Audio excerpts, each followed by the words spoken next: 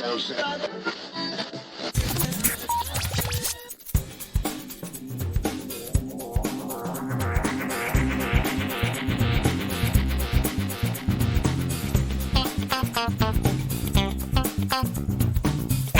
and welcome to a special episode of the Geektown Radio podcast. We are back this week with not one but two co-hosts. So I have with me...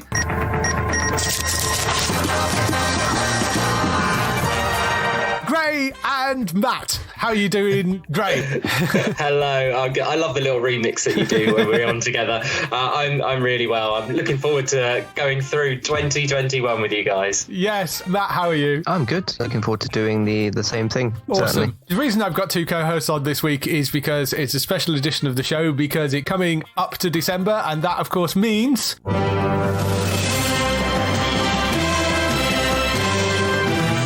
Geektown Awards.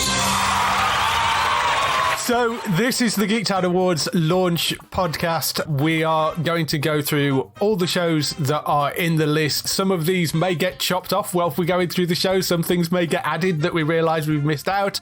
If you been following for the last 10 years, because this is the 10th time we've been doing this, you'll also know that we have a huge prize package that we give away every year, which is a massive prize which you can win by entering the sort of lottery when you enter the awards. And there is also a smaller mystery box, which is another runner-up prize with more stuff in it as well. So here is the prize list. The 2021 Massive Geektown Awards giveaway includes prizes such as, but not limited to, DVDs and Blu-rays including Star Wars The Last Jedi, Gotham Season 3, Gamora, CSI, and Batman Gotham Knight, collectible figures and figurines with characters from Game of Thrones, The Hobbit, Lord of the Rings, Rick and Morty, The Walking Dead, Torchwood, Marvel, DC, Star Wars, Terminator, and Penny Dreadful. Mugs and other drinking items including a Pink Floyd hip flask set, mugs from Aliens and The Avengers, a Walking Dead drinking stein, and Friends coasters. There is also a huge amount of general geeky stuff including Breaking Bad and Walking Dead notebooks, a Suicide Squad baseball cap, an IT t-shirt, Call of Duty socks, a Walking Dead fleece blanket, a Jaws jigsaw, Rick and Morty top trumps, Forza Horizon 4 for Xbox One, a Be More Vader self-help book, and a pile of other geeky bits and pieces. Lastly, we have a bunch of tech stuff including an Amazon Fire 7 tablet, a Google Chromecast, and a Google Nest Mini. It's really easy to enter. All you have to do is go to geektown.co.uk/awards and vote using the online form, and you will be entered into the prize draw. So head over to geektown.co.uk/awards now. That's what you can win in this year's Geektown Awards. Huge prize once again. For those of you that haven't heard before, the way the Geektown Awards work is they run from the 1st of December 2020, in this case, to the 30th of November 2021. So the shows have to have aired within that period to be eligible for the awards this year, which is why you might find that some shows you might expect to be in certain categories aren't there because they aired outside of that time period. Like The Witcher, for example, is not anywhere on the list because it was 2019 when it last aired, and it's not back until later on in the year. So that's why certain shows are missing from the list. And of course, there may be shows missing from the list just because we have decided that they're not worthy of being put on there. It's possible that some things have got left off either because we've forgotten about them or didn't make a big enough impact that we think they should be eligible for certain categories. And I'm sure there were people that disagree, but you know, it's our list and that's what we put together. So let's start off where we usually start off and get into the list with the best new non-sci-fi drama. We have Big Sky, which technically has had 2 seasons, but the first season did air in the eligibility period, which is why it's in Best New Non-Sci-Fi. Bloodlands, which was BBC drama. Bridgerton, which actually aired the first season in the eligibility period. Dan Brown's The Last Symbol. Heels, which is the Stephen Amell wrestling drama that is on Amazon Prime. Professor T on ITV. Ridley Road on BBC, The Flight Attendant on Sky, The Outlaws on the BBC, Vigil on the BBC, White Lotus on Sky, and Your Honour on Sky. Those last two, actually, I originally had in the limited series category until Greg pointed out they'd actually be renewed for new seasons, which I hadn't realised. But so there you go. Or I'd forgotten. So, Gray, any choices out of this list? So there's a real good range of choices there, and it depends what you're into. I love seeing that Bloodlands and Vigil are both on there. Obviously, these are from the creators of Line of Duty. Both of them really held on to great Sunday night audiences. I like Vigil more than Bloodlands. Vigil just had a little bit more anticipation to each episode. Bloodlands was frustrating, had a really frustrating twist, and also sort of bucked the trend of who we should follow. So I agree they should be on there. Big Sky, I preferred the first half to the second half. Flight Attendant, amazing program. White Lotus, bonkers. And unfortunately, Your Honor, I gave up with after 2 or 3 episodes. I found it really hard to get into. I really love the actors within the program, but I just found it too hard to focus and concentrate. So I gave up on that one. So my shouts would be the Flight Attendant and Vigil from that list. What about you, Matt? Anything particular on there for you? I kind of agree with Gray on the Big Sky thing, although I do think the second half, it did add like this different element to it, but I still felt like it held up with the continuation of the story from the first half. That being said, I think the Flight Attendant's the best one on this list. There has been a lot of good stuff this year. I really enjoyed The Lost Symbol. I thought that was certainly a step up from what you maybe expect from network TV. I mean, technically it's Peacock, but it was actually an NBC-CBS co-production. And I think it steps above that. And I think they did a really good job with it. So I really enjoyed that. In two minds about whether to put The Outlaws, which I really enjoyed, that's the Stephen Merchant comedy thriller, whether to put that into the comedy section or whether it sort of sits in here. I think it probably can get away with being in here just about. Maybe it should be in the comedy, but I really enjoyed that as well. Vigil, I do agree with you, Gray. I thought was the stronger out of that and Bloodlands. I haven't actually seen all of White Lotus and all of Your Honor. So for me, I'm sort of with Matt. I think The Flight Attendant, a fun show which was solid and gripping throughout. The Flight Attendant was the one that really stood out for me. So that will probably be where my vote would go here, I think, out of this lot. Of course, the voting is entirely up to you. When the lists go up on the website, you'll be able to vote for these yourself.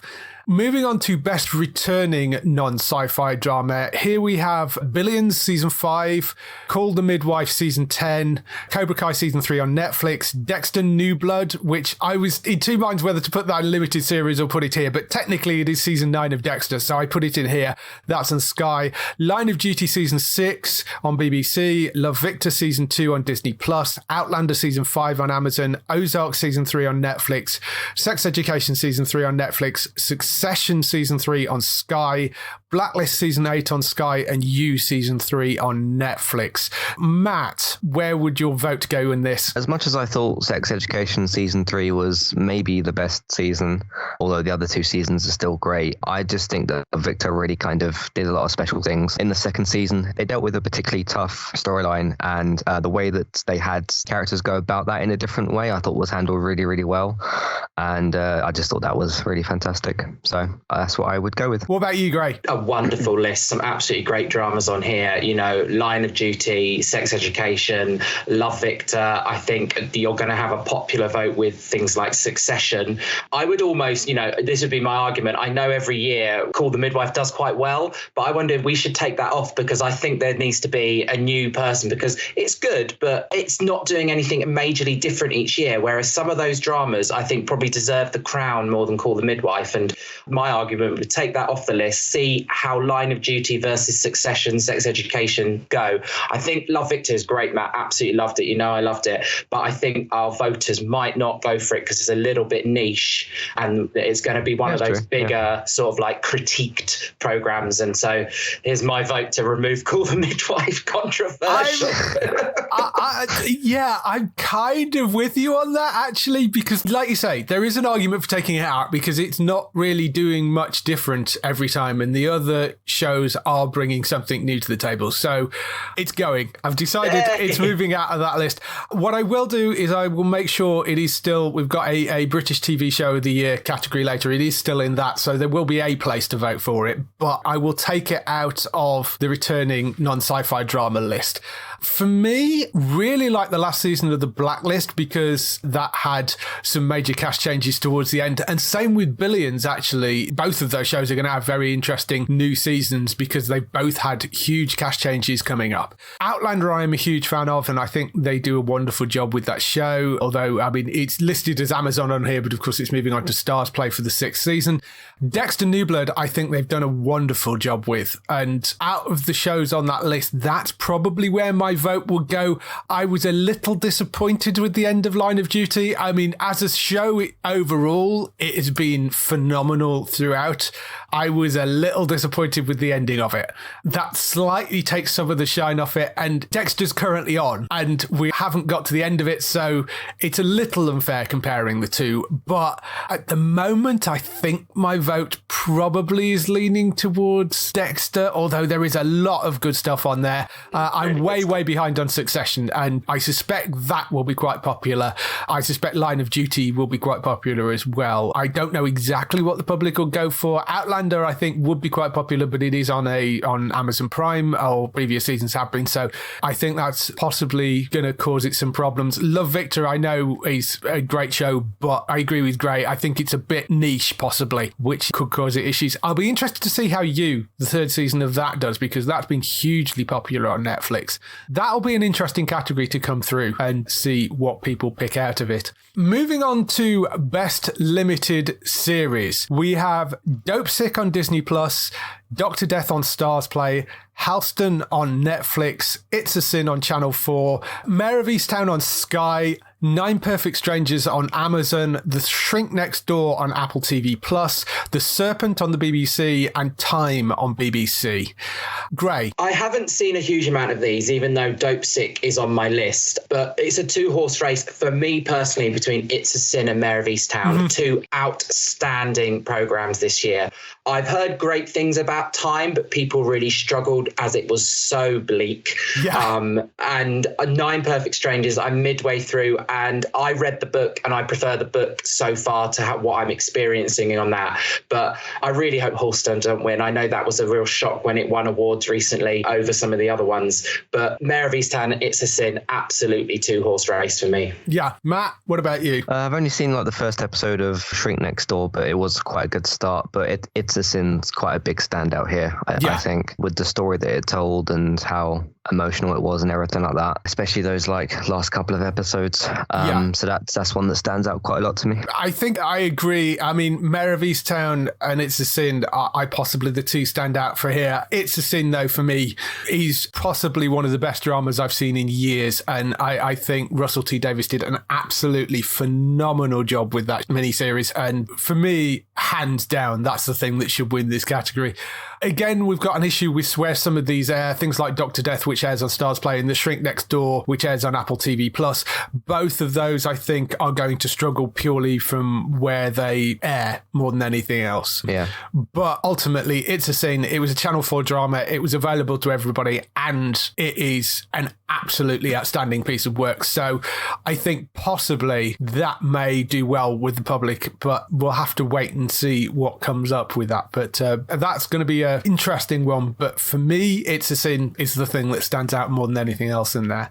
Moving on to Best New Comedy Series, we have Dollface, which is on Disney+, Kevin Can F Himself, which is on Amazon, Mr. Mayor on Sky, The Mysterious Benedict Society on Disney+, Only Murders in the Building on Disney+, Reservation Dogs on Disney+, Starstruck on the BBC, The Cleaner on the BBC, Mighty Ducks Game Changers on Disney+, Young Rock on Sky, Monsters at Work on Disney+, and Solar Opposites on Star on Disney+.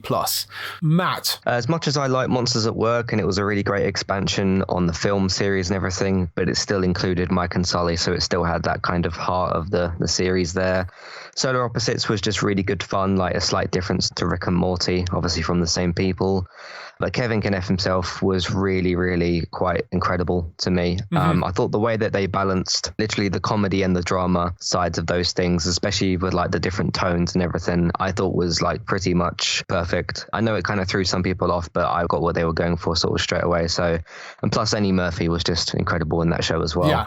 So I would go for that in this list. What about you, Gray? There's some great stuff in there. I've watched the majority of them as well. I really loved Dollface when it was on. It really alternative as a comedy. Kevin Kneff himself, midway through that, I've been actually talking about that in school, about trying to teach my students about how they really twist conventions of a sitcom there.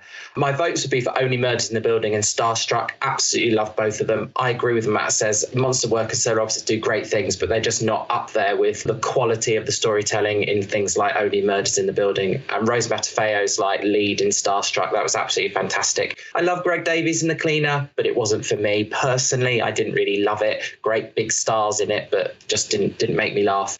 I hope Only Murders in the Building could come through with a good vote here, even though it's Disney Plus. I mean, Disney Plus has got quite a lot of stuff in this category as well, which so it's going to kind of be interesting. But yeah, Dollface I thought was interesting and really inventive. I did really like Mr. Mayor and Young Rock. Both of those I thought did wonderful jobs, and for network shows I think they are really solid comedies as well. Only Murders in the Building I was a huge fan of. There is a very solid list here, and The Cleaner I thought was brilliant. And Solar Opposites is one of my favourite things in terms of the animation and just the comedy. It's really, really inventive. I thought they did a wonderful job with that. Purely for inventiveness and difference, Kevin Kneff himself, I think, is just a genius piece of work, though. I kind of agree that the way that it's structured, if you've not seen it, the idea between Kevin Kneff himself is basically takes the idea of a traditional sort of family network sitcom, but twists it so you follow the wife whenever she sort of leads the room, and it turns into a sort of much darker Breaking Bad sort of drama at the same time. It's a really odd mix, and it takes a little while for you to sort of settle in. So you've got this sort of really broad sitcom attached to this very sort of dark comedy drama as well, and they've sort of mashed it together. It's an odd mix, but it works incredibly well. That is probably where my vote will go as well, I think, just because of the inventiveness of it. I thought that was really, really clever. Again, this is another one that is going to sort of depend on what services people have, because there is a lot of Disney Plus in here. There are a couple of BBC things and obviously Sky as well, so we'll see where that lands. But yeah, that's the best new comedy series. Now, returning comedy series, there are some duplicates in here because of the weirdness of, you know, the pandemic and all that sort of stuff. We have had a few shows which have had first and second seasons in the same year. So, returning comedy series, we have Back Season 2, which is on Channel 4, Dead Pixel Season 2 on E4, Dickinson Season 2 and 3 on Apple TV, Ghost Season 3 on BBC, Mythic Quest Season 2 on Apple TV, Stage Season 2 on the BBC, Superstore Season 6 on ITV, Zoe's Extraordinary Playlist Season 2, Working Men's Season 5 on Netflix, Breeders Season 2 on Sky, Inside Number 9 Season 6 on the BBC, and Ted Lasso Season 2 on Apple TV+. Matt, where are you going with this? I know where Matt's going. Yeah, this is a very, very good list, actually, apart from the one show that clearly stands out to me. The bottom two are all very, very... I've not seen Breeders, but Inside Number 9, Ted Lasso are really good. Working Mums is really good. So is Extraordinary Players is really good. Superstore, Staged, Mythic Quest, Dickinson, Dead Pixels. Those are the ones that I've kind of seen. They all had very, very good seasons. But I think everybody knows that I'm picking Zoe out of this, really. So given the way that I've spoken about it this year and last year as well, or when the first season aired. But it's just a very special show, and the second season's incredible, and it's as simple as that for me, really. Yes. What about you, Gray? It's so good to see Staged and Zoe back in there. They were 2 out of my top 3 from 2020 as well. So they are both fantastic. I continue to love Zoe's. I'm a little bit behind where you are, Matt, but I agree with everything you said. It's absolutely fantastic season. I really enjoyed Breeders, what they did with the second season. They aged the children and they moved it forward. And I thought that was really interesting. And it gave the series a little bit of a boost, a new sense of life. I loved Inside Number 9. I'm behind on Ted Lasso, but what I've seen so far in season 1, I'm really enjoying. And Ghost is amazing too. I think our awards will go to a BBC programme, most likely. Like Ghost, Staged, and Inside Number 9 will do well. But I agree with Matt. Zoe's is up there for me for the best. Yeah, I really struggle because there are 3 shows on here which I completely adore. 4, actually. I mean, Dead Pixels, I think, is brilliant, and they do a wonderful, wonderful job on that show. And I thought the second season was just as good as the first. I really, really like that series. There's also Mythic Quest, which I thought was outstanding again and did a really, really good job. And it's going to be very interesting to see where they go with the third season of that. Staged was completely superb. I mean, I loved the first one, which was the sort of all shot in lockdown. The second season, I think they did a brilliant job with that as well. And I really hope they do more of that. But it's Zoe's. It sort of has to be, because it's Zoe's, and you know how much love we have for that show. It is very, very close between Zoe's, Staged, and Mythic Quest for me. Those are my top 3, and they could interchange in the drop of a hat, but I think out of everything, I would probably just put Zoe's over the top for me. It's nice to see strong comedy coming through, because given everything, you know, all the pandemic stuff and everything that people have been through the last few years, the comedy sometimes is a bit of a weaker category. And there's been some really, truly excellent comedies over the last sort of 12 months. So it's been great to see that. And it's great to have really strong lists for both those categories. Judging by what we're seeing here as well, there's a lot of them are on different platforms. Like you got E4, you got Channel 4, got like some stuff on Apple, some stuff on BBC, ITV obviously had Superstore. So it's been kind of spread out a bit more as well. It's not just like, because like you said with the new comedy, a lot of it's Disney Plus, which kind of makes sense because of the target audience they go for. But yeah, a lot of this stuff is spread around as well, which, like you said, with the whole platform thing in terms of what's free to watch and what isn't, I think that gives a bit more of a maybe an even playing field. Yeah, I think you're probably right. And I agree with Gray. There is a good chance that the BBC things may do a bit more, but then there are a lot of people out there that have got Disney Plus, less so with Apple TV. A lot of people have Netflix and a lot of people have Sky. So it's not actually as weighted necessarily as you think it may be. It was interesting last year was previously we saw the BBC things sort of step out way in front, whereas last year we're not seeing that quite as much. We're starting to see it sort of even out a little bit more. So we'll see where it goes with the comedies, but of course you will get your chance to vote when the awards go up. Best new sci-fi fantasy series. So we're getting into the proper genre stuff now. Fate, the Winx Saga, that's on Netflix. Foundation on Apple TV Plus. Raised by Wolves on Sky, which just about sneaks into the list this year. Shadow and Bone on Netflix, Star Wars The Bad Batch on Disney Plus, Sweet Tooth on Netflix, The Nevers on Sky, Wheel of Time on Amazon, and Invasion on Apple TV Plus. That is the list. Gray, where are you going with this? Anything you've seen? I've seen The Nevers, and it was all going well until the final episode, and I was a bit like, I need the second one to come back. Shadow and Bone is generally on my to-watch list. I do want to watch that, and I've listened to you two both talk so passionately about some of the others, and I know that Wheel of Time and Foundation will really battle it out for the hardcore sci-fi fans, because they've gone down really well. That's going to be my comment on the sci-fi fantasy stuff, and I'll hand over to yourself and Matt for the expert opinion. So what about you, Matt? I'm having a lot of fun with Invasion at the moment, especially the sixth episode, which was just 30 minutes of pure intense joy, if that's even a thing. That was very good. Just hope it gets renewed, because I feel like it won't. But anyway, Bad Batch was a lot of fun. I like the way that it fit into the Star Wars world. Those characters were really interesting and everything. Raised by Wolves I did enjoy. I sort of forgot about a little bit. I guess that might just be one of them things where it aired months ago. So, see, with the Winx Saga, I did see some people have some problems with it because of the way it's adapted from the cartoon or whatever. The thing for me is I never saw that cartoon, so I never had any of those expectations. It was just sort of, for me, it was just, here's a series about like a Harry Potter-esque sort of thing, and I'll just watch that because that's what it is.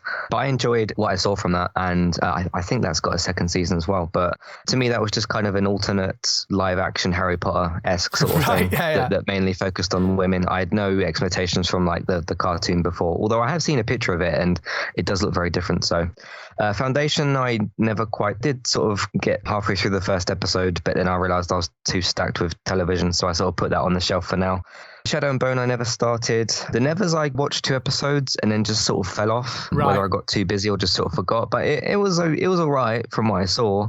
I just sort of got a bit too busy, I suppose. And Wheel of Time is like just come out, so I've not started that yet. But for me, it would be Invasion. Yeah, I think I've not started Wheel of Time yet because it has only just come out. But I felt that it needed including on the list because otherwise people would go, "Why isn't Wheel of Time on the list?" So that's on there. Raised by Wolves actually came out the 5th of December last year, so it literally just sneaks into the list this year. It was a while ago. Yeah, I really want to give a shout out to Sweet Tooth because I thought that was utterly adorable the way they put that together, and I think they did such a wonderful job with that.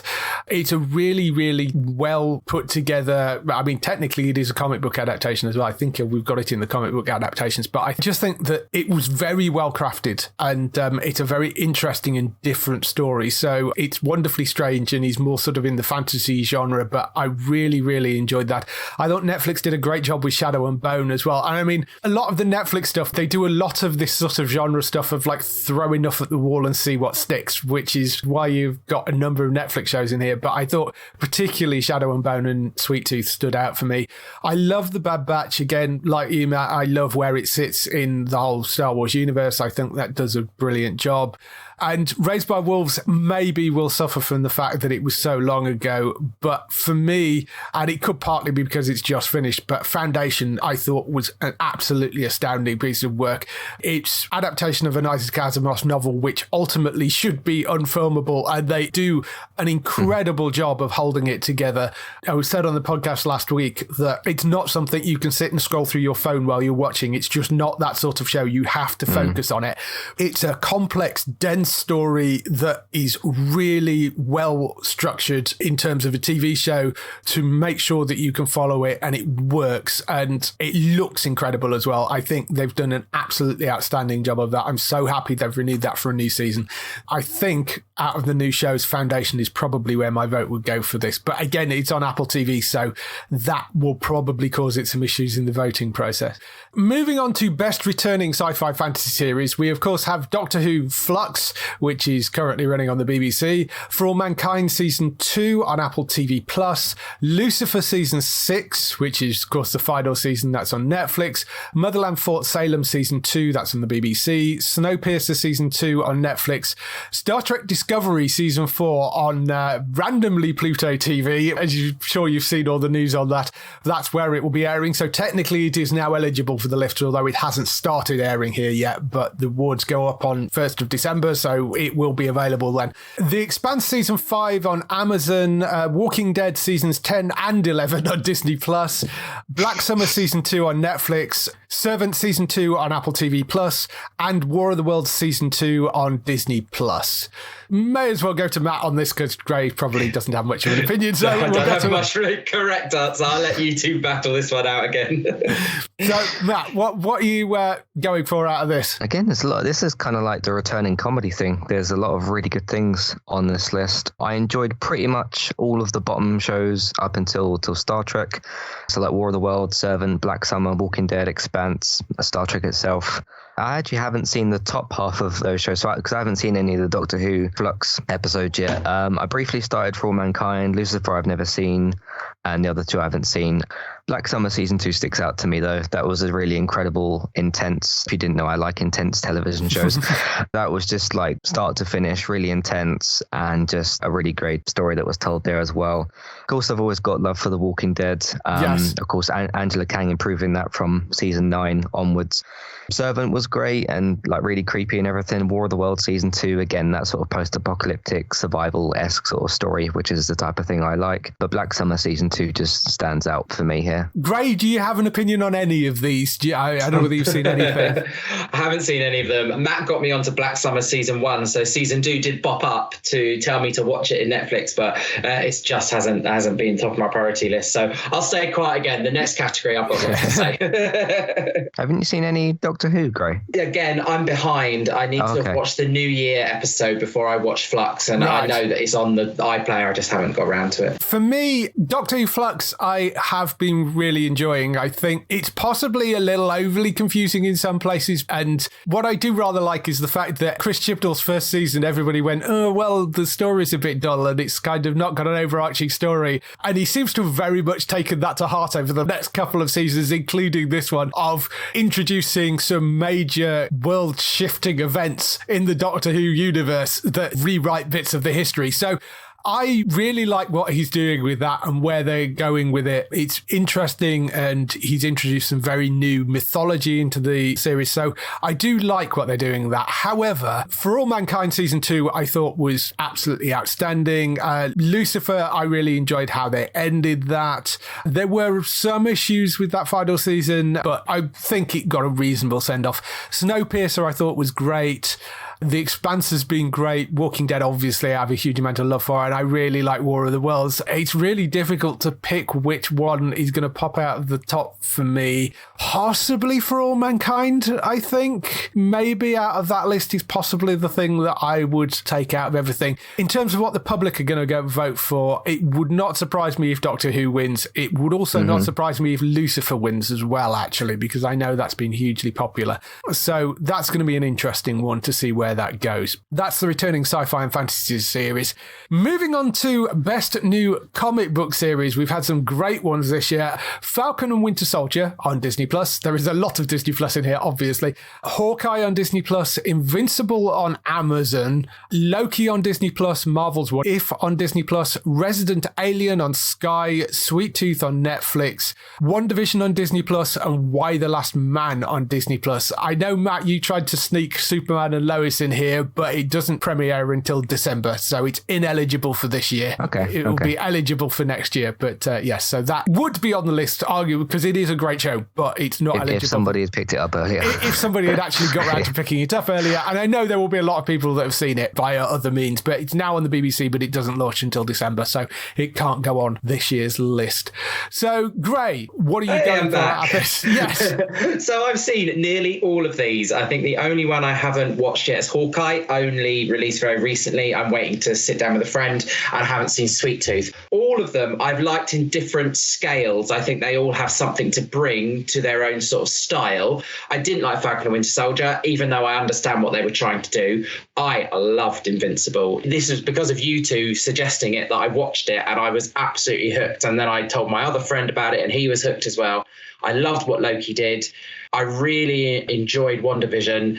I laughed a lot at Resident Alien, a bit bizarre, but for me, far and above, WandaVision has got to take this. It absolutely changed our entire expectations of what the Marvel Universe can do, and it really set up this fantastic new sort of era of Marvel. And so that, to me, is the far and away best thing from the new comic book series. What about you, Matt? Yeah, Marvel certainly came back swinging this year, didn't they? Yes. Even with the films as well, you know, Eternals was great, Black Widow was great, and so was Shang-Chi as well.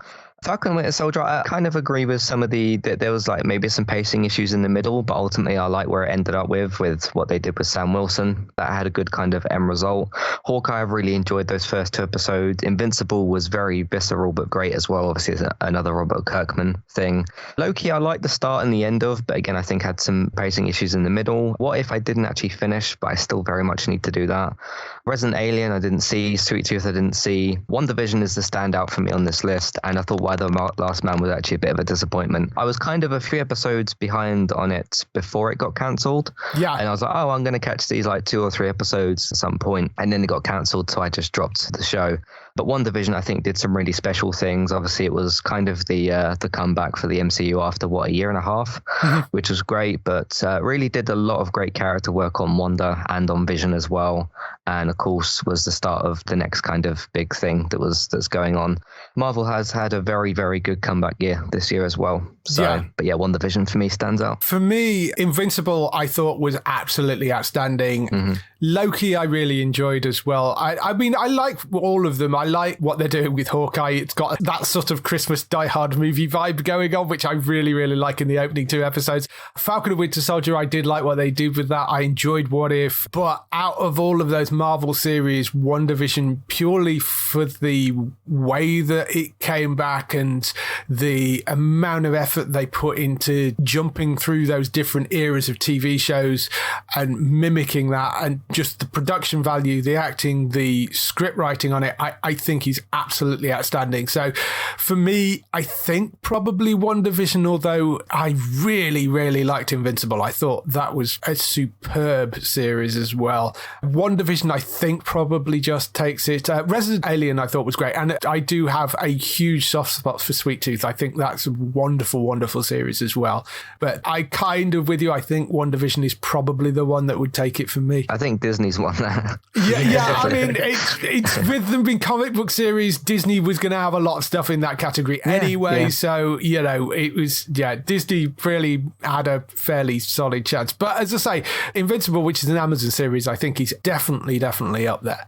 In terms of returning comic book series, we have Doom Patrol Season 3, which is on Stars Play, Stargirl Season 2 on Amazon, Legends of Tomorrow Season 6 on Sky, Lucifer Season 6 on Netflix, The Walking Dead Seasons 10 and 11 on Disney+, Titans Season 2 on Netflix, and The Walking Dead World Beyond Season 2 on Amazon.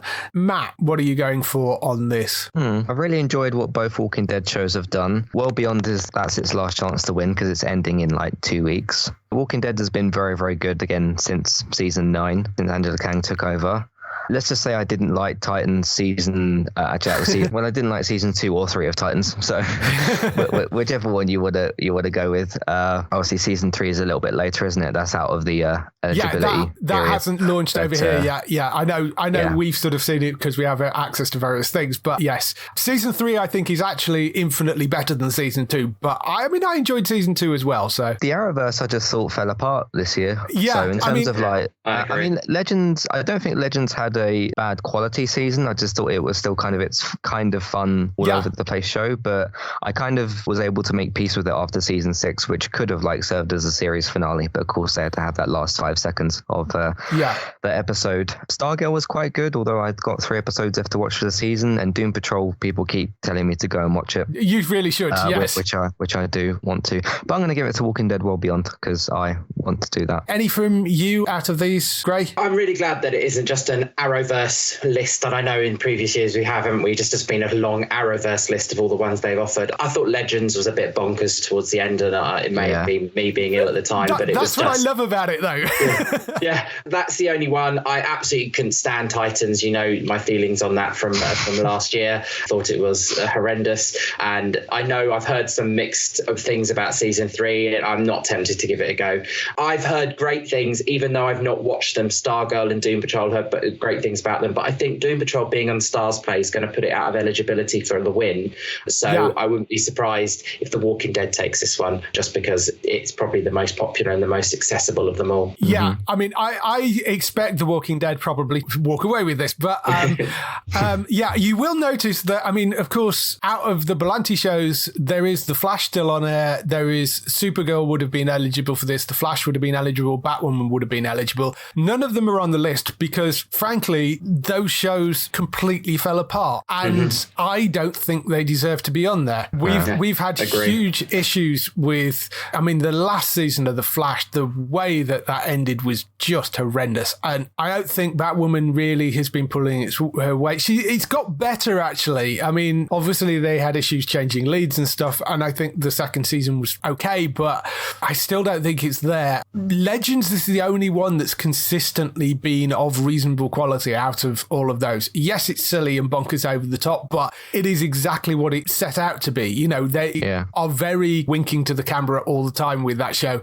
They know what they are. They make references acknowledged the fact that they are a TV show in some cases as well. I mean, it's a very kind of knowing thing, and Supergirl's got very kind of worthy, and I just have issues with some of those Berlantiverse shows. I think they can went completely off the rails.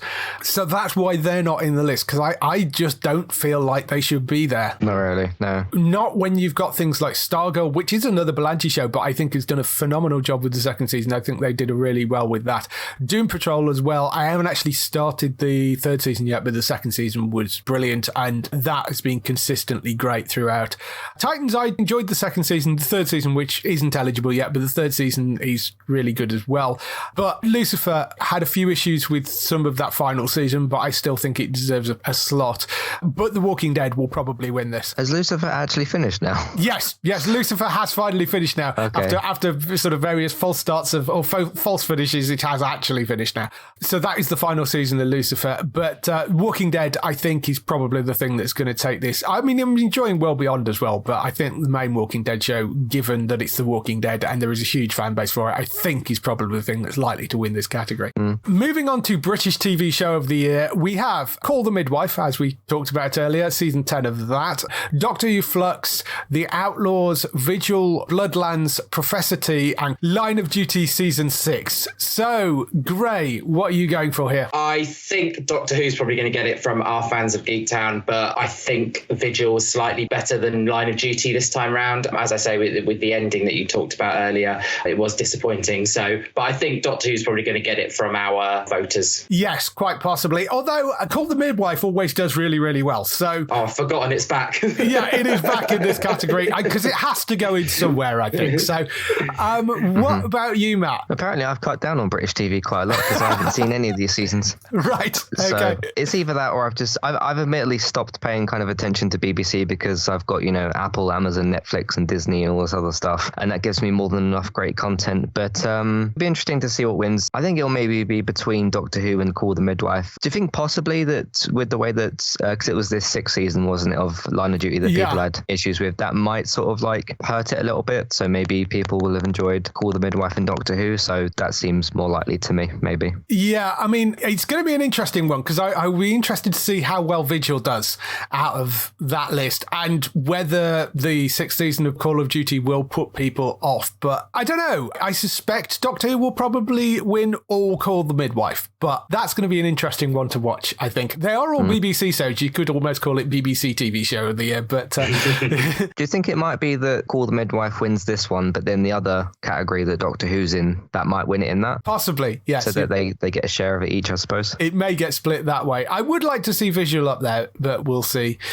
The next category you have is Best Documentary Structured Reality, which I'd actually taken out and then Gray added back in. So I only took it out because I couldn't think of enough documentaries this year because I haven't seen enough. But then there are a few that I've seen. So when you mentioned it, oh yeah, that's a good one that somebody's added into the bottom as well. That was me. Yes. So Best Documentary Structured Reality Series, Crime Scene, The Vanishing at the Cecil Hotel. That was on Netflix. Clarkson's Farm on Amazon. Framing Britney Spears on Sky. Friends the Reunion on Sky, Interior Design Masters on the BBC, Ronan Kemp, Our Silent Emergency on the BBC, Sophie, Murder at the Cottage on Netflix, Spice Girls, How Girl Power Changed Britain on Channel 4, Taskmaster on Channel 4, Beatles Get Back on Disney+, This Is My House on BBC, Tiger King 2 on Netflix, and the Oprah Interviews Elliot Page on Apple TV+.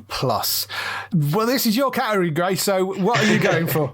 So why I stay quiet in the sci-fi rounds is because this is what I love watching as well. Keeps my brain going more than anything. I obviously bunched them together because, we could almost have a whole list on like panel and comedy shows because randomly Taskmaster and This Is My House and Interior Design Masters in there alongside some really good documentaries. I don't know how well they do, but, it's everything that doesn't fall into our normal categories, really. Yeah. There are some fantastic shows this year. And although I know some of them won't win, some of them are really important for just popular culture. Roman Kemp was on male mental health and male suicide. It's really key. And that message was so important. And I think it was a fantastically done documentary. Not a huge fan of Roman myself, but it was delivered in such a sensitive and important way. And I really hope people sort of connected with that. Spice Girls, How the Girl Power Changed Britain was just fantastic 90s memories, and revisiting all those stories, as I think again was really important. Then you go straight to the bonkers This Is My House. Stacey Dooley presents it, and it's just as bonkers as it sounds. 4 people try and pretend that it's their house, and all these celebrities have to choose who first. I was addicted to it, and it was just so funny, and I enjoyed it so much. But obviously very important as well, framing Britney Spears in this list as well. And obviously there's a great result that we've recently got, but this documentary was the first of many, and I know I could have listed about 4 Britney Spears documentaries alone in this list, but this was the first one. This was the one that came onto Sky Documentaries really early on in the year to sort of highlight what was going on, and from there it just absolutely ramped up, and we're at where we're at now. So fantastic stuff on this list, but my vote would be for Framing Britney Spears, although I imagine Friends Reunion's got a bit of a shout in there as well. I would think so, yeah. What about you, Matt? Anything particular out of this? Yeah, usually I don't speak on this category really, because I don't really watch much of these types of things. I tried, I think it was an episode or 2 of the vanishing at the hotel thing. I just kind of fell off of that a little bit, but I thought it was interesting what they did with it. I just kind of fell off with it slightly. The Friends Reunion was good, and it's interesting because after that came out, that Cinderella film came out, didn't it? Which has also got James Corden in it. And it was interesting at the time because a lot of people were saying, I think you two were kind of saying it as well, about some problems with like James Corden's hosting and that kind of stuff. And at the time I was like, I don't really see too much of an issue with him. And then I'd seen some like other things afterwards, and then I saw like something to do with the Cinderella film, and I was like, okay, I get it now. So it took me a little bit longer to get there, but I kind of realized, not that that's any sort of damage towards the Friends Reunion. I still thought it did what it needed to do. Yeah, it was very good still. The one that stands out for me, the one that I added, was the Oprah interviews Elliot Page on his transgender journey, which I thought was really eye-opening, really educational. And I was already aware of like certain transgender issues, but Elliot went into some specifics that like you wouldn't have really have thought of before. And I thought those were some interesting details to kind of learn. And I really appreciated kind of watching that. So that's what I'd ultimately go with. But I really did enjoy the Friends Reunion as well. I'm curious to check out the Britney Spears one. Which one of those should I watch? Because you mentioned there's like 4 different versions. Yeah, Framing Britney Spears was the one that started it. And then I think on Netflix there's Britney versus Spears, which really delves into the details. But there was another one on BBC as well. And I think there's one on Amazon. So there's another follow-up one on Sky, which is, it's not Framing Britney Spears, it's something else Britney Spears, which is a sort of follow-up one as well. So yeah, there are a lot of those documentaries around. For me, I liked the Cecil Hotel documentary. I thought that was really good and interesting and sort of takes some really intriguing directions. It was a little bit long-winded, I think, you know, because it was like 6 episodes, and I think you could have made it a 2-hour movie quite easily. They spun that out quite a lot. Clarkson's Farm, I really enjoyed. And it does very much depend on whether you could stand Jeremy Clarkson. I know a lot of people can't. I will tolerate Jeremy Clarkson, but I thought he was really funny in this because it's less about, you know, him tearing things up in cars, and it's about him trying to do something which he knows absolutely nothing about. And it's just very well put together, and it gets you interested in farming, which I would never have thought. It's really, really good, that docuseries. I've put The Beatles Get Back on here because I mean, that's only literally come out this week, and the first episode of that is astonishing. If you're a Beatles fan, I mean, even if you're not a Beatles fan and just have an interest in music, the way that Peter Jackson has put that together, he's got this footage which is from a concert that they were supposed to be putting on in the late 60s. It was the first thing that they were supposed to have done with an audience. It's basically about the disintegration of the Beatles, but it's not done with like voiceovers or with other people getting involved. It is footage that has been sat in a vault, which was taken during their rehearsals for this gig that they were supposed to be doing. It's all in their own words. It's all stuff that was happening at the time. So it's like being sat in a rehearsal room with the Beatles. It's truly astonishing what he managed to pull together for that. 3 episodes have gone out over the week and they've just been brilliant. So definitely worth watching, and I think deserves a place on here. Tiger King 2 I put on because I think partly because people will go, why isn't Tiger King on here since that had a second season? Second season was great and was a sort of continuation of the first. And the Elliot Page interview was wonderful as well. I think Oprah did a great job with that. I was going to ask Gray if you've seen that, but you haven't got Apple, have you? I haven't, no. Yeah. I'm struggling a little bit because the Friends reunion I really enjoyed, but I think probably Beatles Get Back, but then I have only very, very recently watched that. So that possibly is my bias for it because I love that and I love Clarkson Farm as well. So they will be up there for you to vote on. It'd be interesting to see what people have seen out of that list. A couple of new categories next because there is a lot of great animation around. So I thought we'd put, for the 10th awards, we put some animation specific categories in there. So first up, we've got Best New Animated Series. We've got Arcane League of Legends, which is on Netflix, Invincible on Amazon, Marvel's What If on Disney Plus, Masters of the Universe Revelation on Netflix, Monsters at Work on Disney Plus, MODOK on Disney Plus, Star Wars The Bad Batch on Disney Plus, Star Trek Lower Decks on Amazon, and Solar Opposites on Disney Plus. Gray, where are you landing with this? I think this is where Invincible could possibly take it. I know it's a little bit niche again being on Amazon, but I think it was so much. I mean, What If had some good episodes, but I can't see it being as good and consistent as Invincible across. I haven't seen them all.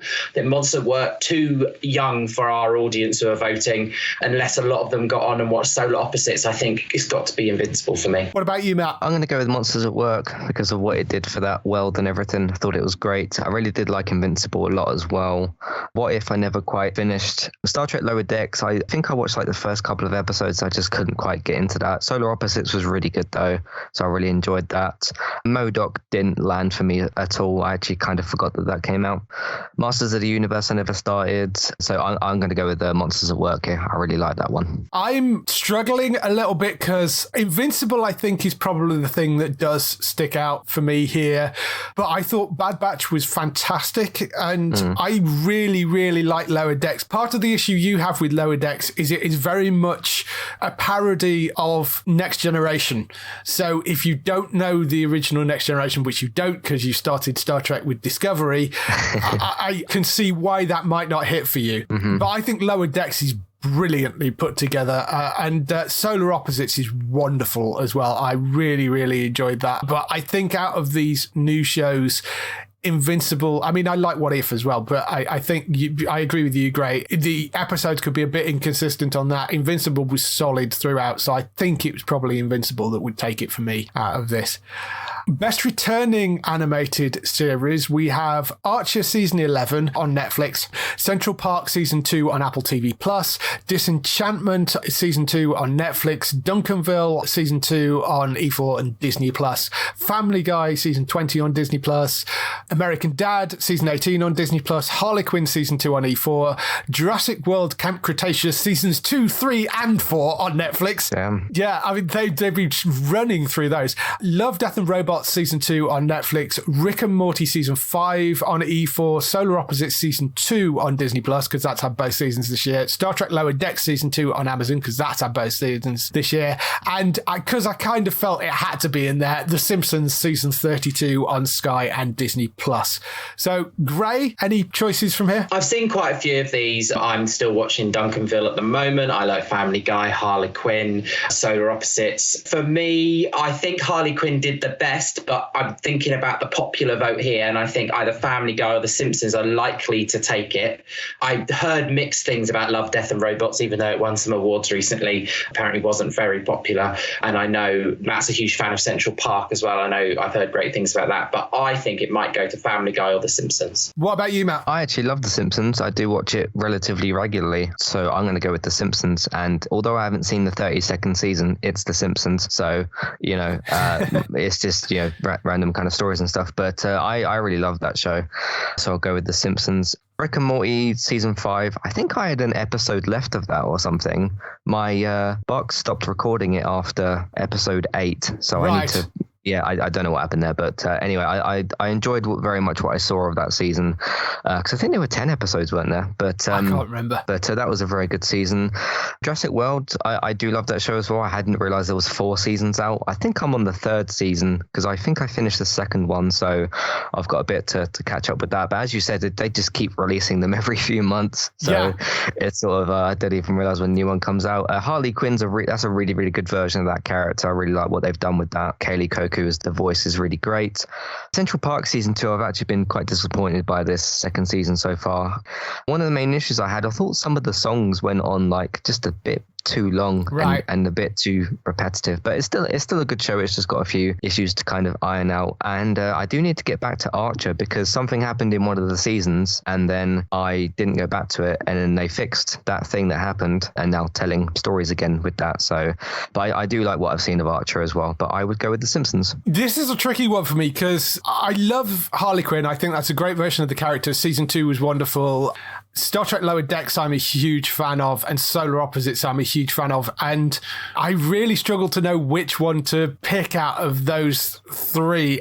I'm really tempted to go Solar Opposites, purely because I think it's different and original, and I really love that 2nd season. I haven't actually watched the Christmas special, which is out now. That's on Disney+. I forgot that came out. Yeah. Yes, I haven't got around to watching that yet because I just haven't had time, but I really, really like that show. So I think those 3 are sort of on a par for me, but I'm probably going to go for Solar Opposites out of all of them, I think, out on that list. I mean, Family Guy is great and American Dad is great and The Simpsons are great, but I am nowhere near up to date on any of those, so I can't really choose them. But yeah, Solar Opposites is probably the one that I would go for out of that. Moving on, Gray can sit back for a bit because we're going to do Geektown's Game of the Year. So in the Game of the Year list, we have Deathloop, Forza Horizon 5, Hitman 3, It Takes Two, Life is Strange True Colors, Marvel's Guardians of the Galaxy, Psychonauts 2, Ratchet and Clank Rift Apart, Subnautica Below Zero, Oddworld Soulstorm, Little Nightmares 2, and Metroid Dread. We're not going to ask Gray this because he doesn't game at all. So, Matt, what are you going for out of the list? I'm going with Oddworld Soulstorm because I thought they did some very good additions to that world. Some very simple little things like Abe's ability to now search lockers and bins for supplies, but the way that added up with the gameplay, and he can now get things like flamethrowers and different bombs. It's not too sort of over the top. It sort of fits with the situation and everything, because they're kind of making like a bit of a new canon with this as well, because I think they're supposed to be remastering some of the other games. This isn't like strictly a remaster, so it's got like some additional stuff in there as well, so it's basically a new game. But that was really, really good. Little Nightmares 2 is the creepiest thing I've ever played, but in the best way possible, so that was great. Metroid Dread I feel like might have a bit of a difficulty curve for some people, because it almost did for me. Yeah. But that was a very, very rewarding game to play. So those are kind of 3 that obviously I added those 3. Deathloop's actually already on sale. I don't think that game's doing very well, but I know a few people that did kind of enjoy it, so the Geektown audience might vote for it. Forza Horizon 5 has gone down very, very well with people. I'm just not really a car person per se. Hitman 3 I was a little bit disappointed by, but some people enjoyed. It Takes Two I didn't play. Life is Strange True Colors I never got into. Same with Guardians of the Galaxy. I feel like Guardians of the Galaxy is probably going to win this though, both because it's got the Marvel name and because it's, kind of multi-platform and that sort of thing. Although I think Animal Crossing won last year. So anyway, yes. Psychonauts 2 was great. That was a really, really good time as well. Ratchet and Clank I haven't quite got to yet because I don't have a PS5, and Subnautica is more of your thing. But I really like what Oddworld and Little Nightmares 2 did. So I would go with those. I mean, I liked Guardians a lot. I know I like Guardians more than you did. I really enjoyed the story of that, and I mean, it maybe could have been a little bit better put together, but I did enjoy the story. I thought though the characterizations of those characters in the video game, it's based more on the comic books than it is on the movies, but obviously they're familiar because they're both based on the same comic book property. The storyline in that I thought was really solid and I really enjoyed it. So that is up there for me. Psychonauts 2, I was a huge fan of the first Psychonauts game, and I thought the second one was wonderful as well. For me, just because I love the game, and I know this isn't going to win the overall category, but Subnautica Below Zero, I've been following the development of it for a very long time. They almost completely rewrote the story, and it just, I thought, was really nicely put together and worked incredibly well. So that is the thing that works for me, and that is the thing I would pick to be on top of my list, I think, out of everything. But Psychonauts 2 and Guardians of the Galaxy are fairly close for me as well. So that's the game of the year. We can now bring Gray back in, because we're on to movie of the year. So Geektown's movie of the year, we have A Quiet Place Part 2, Army of the Dead, Army of Thieves, Black Widow, Bo Burnham Inside, Dune, Free Guy, Ghostbusters Afterlife, Jungle Cruise, Luca, No Time to Die, Shang-Chi and the Legend of the Ten Ring, The Eternals, The Last Duel, The Suicide Squad, Venom Let There Be Carnage, and Zack Snyder's Justice League. So, as our resident film reviewer... as our resident very poor film reviewer. So I've seen a lot of these. A lot of these are still on my list to see, and I'm aware as well. I might not go and see them, but I read a lot, I listen to a lot, so I know the general feeling for a lot of these films. For me, some of them have done great things. No Time to Die has done a great thing. I'm not sure for me it's my film, even though it will have had a lot of people going to see it. I think Ghostbusters Afterlife is getting amazing reviews, a different take on it. You know, real fans of Ghostbusters from the 80s are loving it. For me, there are two that I just thought were both brilliant, and what they did in their genre was amazing, and that is Free Guy and Shang-Chi and the Legend of the Ten Rings. I thought Shang-Chi brought a brand new life to the Marvel universe, and alongside WandaVision, I think it stood out as a real strength, and the comedy that you had in it, and the seriousness, and the element of like father-son as well, and relationship with the mother. And it was just, I just loved what they did there. And Free Guy, I saw recently when I was ill, and I absolutely adored that. And I saw that in the same month as Eternals, and I thought Free Guy was up there for me as a better story, a better narrative. Ryan Reynolds, just love him, what he's doing as well. I know A Quiet Place 2, good reviews will, be praised, but for me, Free Guy or Shang-Chi is my winner. What about you, Matt? There's a lot of good films on this list, and earlier this week I started my first draft for our best and worst podcast, which we'll do next month, and I couldn't choose what my favorite, because there's a few films I really, really enjoyed. Quiet Place Part 2 is obviously very special to me. The Eternals, which I really loved. No Time to Die, which I hadn't seen at that point, but I saw last night, I really, really enjoyed as well. Jungle Cruise was a lot of fun. Luca was like one of Pixar's best films. Obviously not quite as good as Toy Story, because nothing can be, but I really, really loved the story of Luca. I think it's really quite incredible. Suicide Squad I just didn't really get on with. Venom Let There Be Carnage I thought was a bit of a joke and quite bad. Zack Snyder's Justice League is the film that we should have got in 2017. Yes. That was a fantastic Justice League story. The thing that kind of takes, now this isn't to detract from the Justice League, the actual quality of the film, but the thing that detracts my kind of enjoyment of that is knowing that Warner Brothers went, hey, yeah, that cliffhanger with Darkseid, yeah, we're not going back to that. We'll see you later. Yeah. And it's sort of like, really? People wanted this film for so long, and then you did the film and people really enjoyed it. You left it on a cliffhanger, and then about 4 days after the film came out, they did an interview and was like, no, we're not doing any more of that. So, yeah, here's a Plastic Man film instead. But Free Guy I've not actually seen yet, although I think I'll probably enjoy that. That's kind of like video gamey, isn't it? Yeah. So that's really good. Army of the Dead I really, really enjoyed. Kind of Zack Snyder's take on zombies. It was a little bit long, but it was still a very, very good story. Army of Thieves, which I think is a prequel I've not quite got to yet. Black Widow I seem to enjoy a lot more than what other people did. That was very, very good. Ghostbusters I haven't seen yet. I think kind of just for the sake of this podcast and for the sake of choosing something now, I'll go over Quiet Place Part 2, because I waited a long time for that film, and it was really annoying the fact that it was going to come out in a week's time, and then we had lockdown and the world kind of went to what it went to. So I had to wait a long time for that film, but that's probably what I'd go with in this case. This is tricky for me because I haven't seen that many of the films. I did see Black Widow. Out of the Marvel ones that I have seen, I haven't seen Eternals yet. I think Shang-Chi definitely beats that for me. I really, really enjoyed Shang-Chi. I thought that was really good. Zack Snyder's Justice League is certainly up there. I was in two minds about whether we do actually add this, because technically it is a director's cut of a film film, but it's so different to the original version. It is practically a completely different movie. So I think that does deserve to be on the list. The other thing which stands out for me on this list, because it is wildly different to everything else, is Bo Burnham Inside. Really, because I couldn't think where else to put it. And technically it is a film, but it is just an astonishing piece of work, and it's an utter masterpiece of Bo Burnham's weird, strange, off-the-wall comedy and music, and that almost feels like I should really pick that, because I couldn't think of where else to put it. Movie of the Year is the only place you could kind of put it in, because it isn't a series, although it is a comedy, so part of me kind of wants to pick that as my movie of the year out of everything that I've seen so far. So I'm going to go with Bo Burnham Inside, I think, for this, which is, I know he's not going to win out of this list because there's too many big comic book things in here, but I think certainly it's on Netflix and it is absolutely outstanding. It is a really quite incredible piece of work. So that is the thing for me that takes it. What did you pick, Gray? I went for either Free Guy or Shang-Chi. So we've all gone for something slightly different. That brings us to the last three categories, which are the most anticipated categories. We start off with most anticipated new TV series of 2022.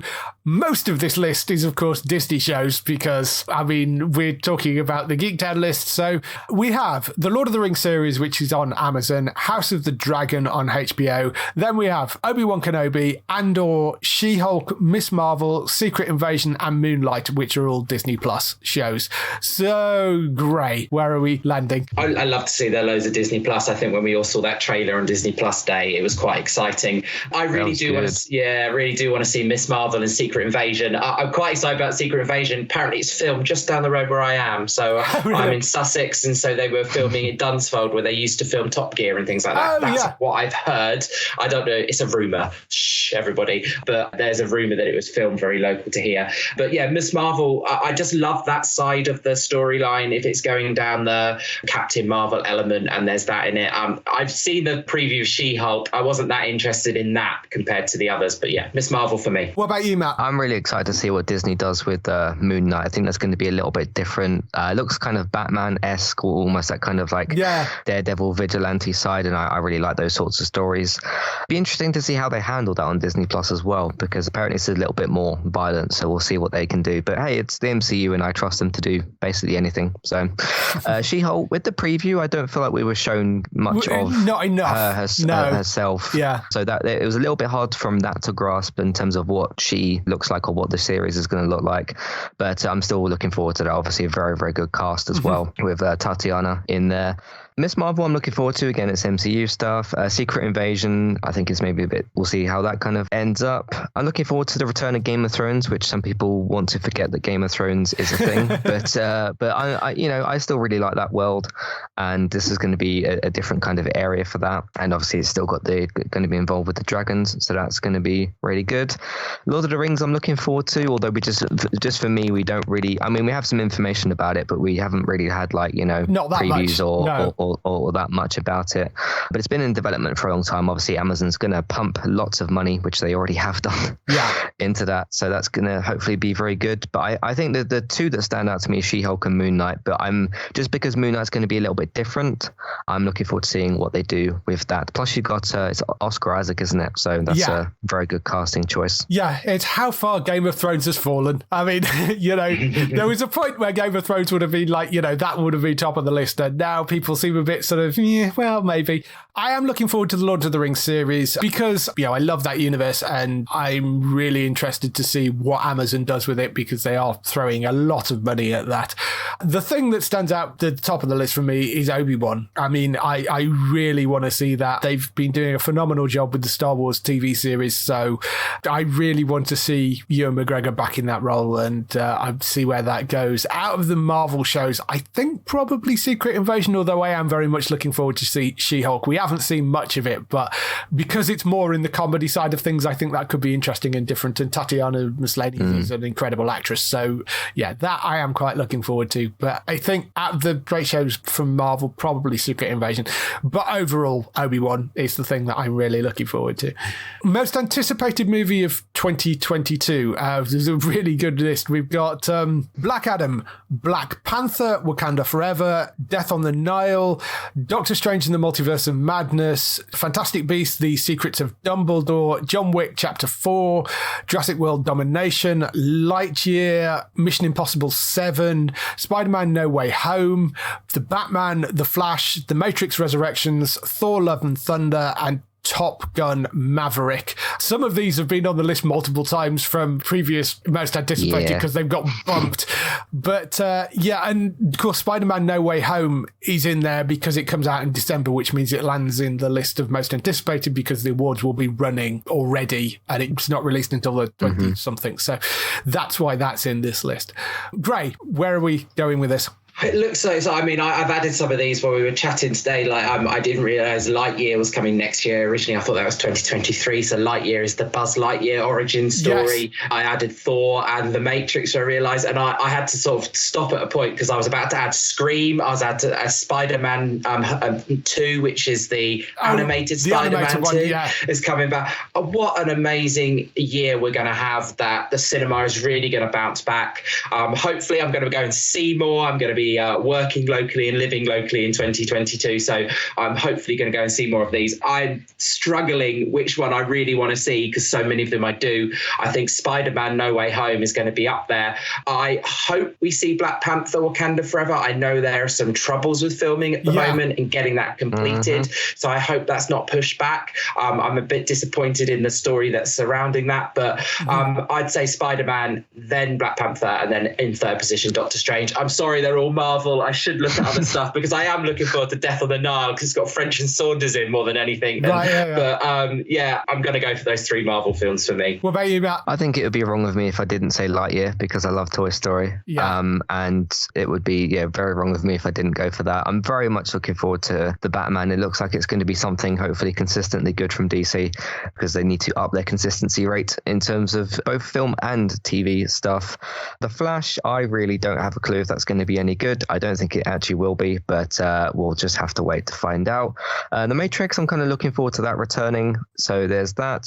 Thor, it'll be good, kind of fun. Black Panther, that will be interesting to see how that works out. Black Adam, I don't have too many expectations for right now. Doctor Strange is obviously going to be the continuation of that kind of multiverse story. So that's going to be very, very good. Spider-Man No Way Home looks like it's going to be really, really great as well. Just depends if the two other guys are in the film, I suppose. I think they will be, but yes. Yes, but we shall see. Jurassic World I've really grown to like a lot more in recent years, like with the TV series and with some of the films, so I'm looking forward to that. But I've got to go with Lightyear because, I love Toy Story. Yes, it's surprising we've got Spider-Man in a list and you didn't pick it. So for me, I'm struggling a bit because Spider-Man is certainly up there. I think probably the Batman is the thing I'm anticipating the most. The Flash, like you say, we don't know enough about the Flash at the moment to know which way that's going to go. It'll either be absolutely brilliant or a complete car crash. I don't think there's going to be sort of, that was okay. It's going to be one end of the scale or the other, I think, that movie. Doctor Strange, I think, it's difficult to pick between that and Spider-Man because they feel like they're probably going to be one continuation of another in some respects.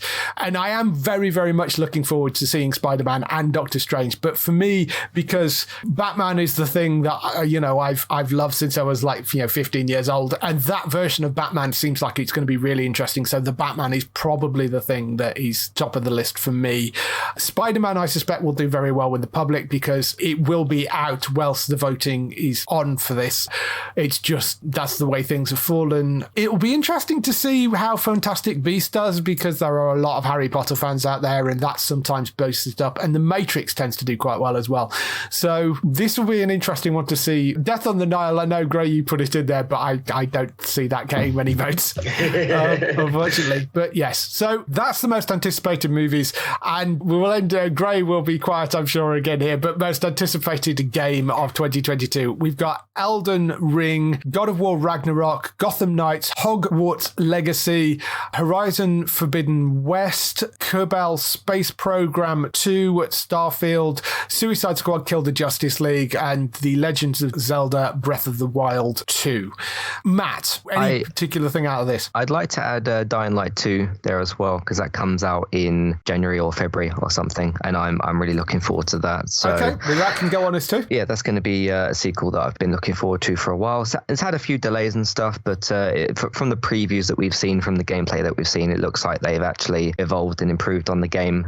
For those of you that might remember Mirror's Edge, it's basically Mirror's Edge but with zombies, so it's really cool, basically. So Hogwarts Legacy I'm really looking forward to, just because there's so much potential of what you could do with the different spells, and how you could do a lot of really interesting things with the game's combat and like the RPG mechanics that you could possibly have. God of War Ragnarok, I'm going to play it. I think it's going to be interesting, but from what I've seen from the game so far, which hasn't been loads of it, but it doesn't quite look like it's evolved itself that much. And given what I said about like Dying Light 2 and Hogwarts Legacy looks to do, I just want to see God of War do something slightly different to the first revival game from a few years ago.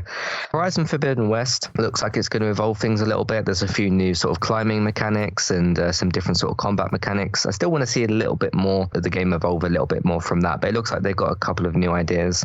I really liked Breath of the Wild. I think that's probably up there with Metroid Dread as the Switch's best game. Suicide Squad we haven't actually seen any gameplay for yet, which has been surprising, so I'm not sure what to make of that. And Gotham Knights, of course, as well, is going to be something I think a little bit different from the previous Batman games that we've had. But my most anticipated game overall anyway is Hogwarts Legacy, so I will go with that. For me, Starfield, I am very much anticipating, which is the new game from Bethesda, who of course are the people that are behind the Fallout games and Skyrim and all that sort of stuff. So I'm really interested to see them do a space game. It's not out until like November next year, so it is going to be kind of quite late next year. And of course, as with all video games, they can get pushed back. So whether that does actually end up being the release date, anybody's guess. But I am quite anticipating that. Kerbal Space Program 2, I am really interested in as well, because I love the first one, but it's very, very difficult to get into because it's incredibly dense and complex, and depends how that plays out and whether they've kind of softened the learning curve a little bit for it, which I know some people will complain about, but it would be nice if it was a little bit more accessible to get into as well. But overall, yeah, Suicide Squad, Kill the Justice League and Gotham Knights, I am, as a DC fan, those are ones I'm looking very much into. I agree with you with Hogwarts Legacy. I think that will be quite popular.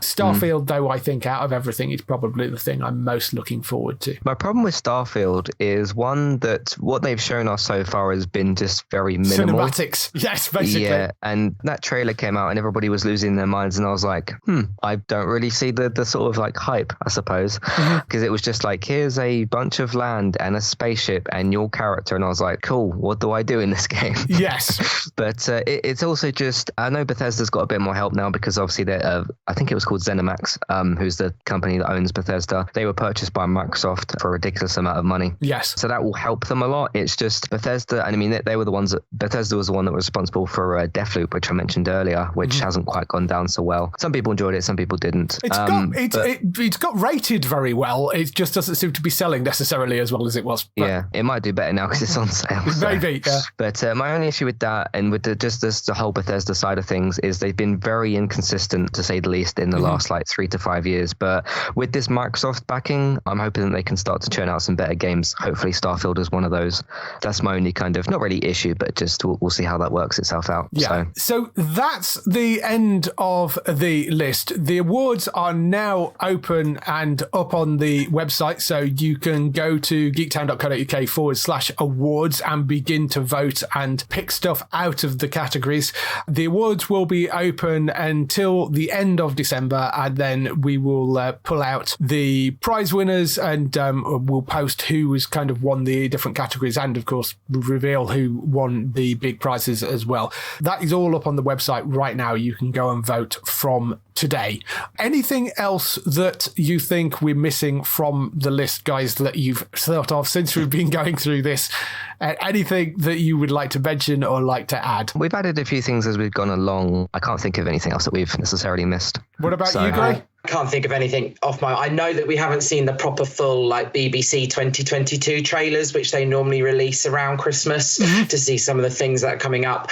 I do not think Happy Valley is coming in 2022. I'd put that as a shout for an anticipated programme. But from what I remember, they're filming in 2022 and it'll come to our screens in 2023. I was having an hour about discussing that earlier. But yeah, I would always have an opinion when they release the nice December trailer about what's coming in the spring. Yeah, that's our thoughts on the list anyway. Obviously, the vote is entirely up to the people. You can go on and vote for yourself. You'll be entered into the awards. You'll get a chance to win that huge prize up on there. So go and get voting right now. That's geektown.co.uk/awards for that. There will be more shows coming later on in the month. There may be a little bit of a break because I'm away, but there will be a couple more regular shows before we break properly for Christmas. If people want to get in touch with you, Gray, where can they find you? Find me on Twitter at Gray the Geek. See me complaining about normal consumer issues and the odd review of a TV programme or three. And Matt, where can they find you? You can find me over on entertainmenttalk.org for TV, video games, films, and Manchester United podcasts. Manchester United have certainly kept me busy because they sacked a manager, but we have a new one now, and he's apparently very, very good. But we're still doing Walking Dead. We've got 2 episodes left of the World Beyond series. Reviewed a few more films recently, like Eternals, No Time to Die, and Venom, which I'll try to forget about. But a couple of TV season reviews, those sorts of things. Weekly Gaming Talk podcast. Lots of things happening. You can also find me on Twitch, which is going a little bit better than I expected as well. A few more people joining in last night as well. That's Thursdays, 11:45 p.m. GMT. That's for the PES 2020 coach mode, which ended very well as well because I beat Newcastle 5-1. So that was really good. If you miss any of those episodes, you can find them, all 3 of them that I've done so far, on YouTube, Entertainment Talk Plays. That's where you can also find other Let's Play videos and streams and whatnot that I've done before. So that's my things that you can have a look at. Awesome. So go and check Matt out over there on Entertainment Talk. Bex, you can also find, who also is involved on the show occasionally when she gets around to it. She should be back on fairly soon, but she's on twitch.tv/Trista Bytes. That's BYTES, who's streaming daily and various evenings with lots of fun and silliness over there. Daryl, you can check out on HollywoodNorthNews.net for all the TV series that you love that are shot in Canada. For us, you can, of course, go to the website at geektown.co.uk. Through that, the week and see all the latest air date information. If you want to get in touch with your questions or comments, email us on podcast@geektown.co.uk. Leave a message on the website post. Find us at Geektown on Twitter, on Facebook at facebook.com/Geektown, on YouTube at youtube.com/Geektown, and on Instagram at Geektown UK. The awards are now open. Go and vote at geektown.co.uk/awards, and we shall see you next week. Bye-bye. Bye-bye. Bye.